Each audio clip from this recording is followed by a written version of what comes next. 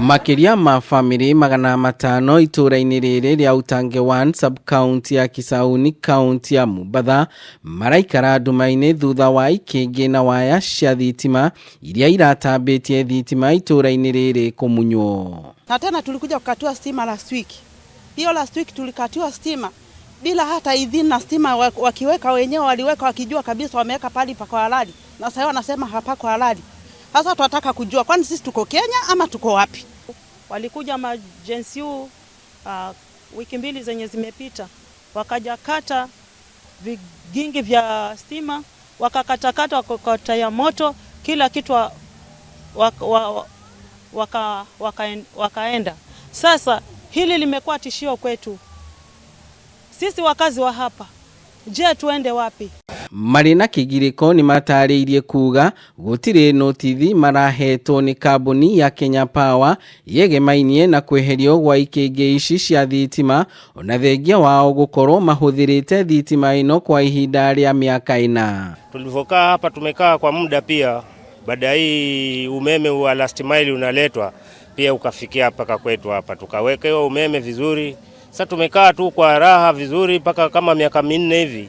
Alafu juzi ndio inatokea watu wa Kenya Power na wakakuja na majesu hapa pamoja na serikali kubwa, wale kama MOSPD wote walikuweko wakisimamia ule umeme ukikatwa. Riu maugite maraikarana haho ya gutharikirwo ni miito mathaini ma utuku kuona matire na thitima kwa ihinda ria ciumia 2 riu. Tunaishi na hofu mpaka sasa hivi. Watoto wetu sasa hii hata kukionekana gari lolote limekuja watu wanakimbia tayari, wanaona pengine tuajamfunjiwa ama tuuawe.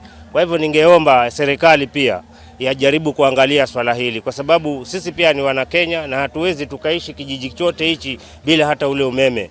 Murugamiriri munene wa kambuni ya Kenya Power mwena wa Gicũa-inĩ Hicks Waswa augite kambuni ino yatacokirie ikinya riri kurumirira ngucanio iria iri mugunda-ini uyu wa Otange 1 gatagati-ini ka aikari na itanga iria irenda kwigwatira mugunda uyu wa makiria ma eka 70. Sasa tulikuwa under obligation kuimplement hiyo court order ya 2015, na hivyo ndivyo ilivyofanyika, ya kwamba tulipewa facilitation na county commissioner na the security department, na tukiwa na attorney general tukaweza kurecover connections ambazo zilikuwa zinasemekana zimeongezwa hapo illegally from 2015.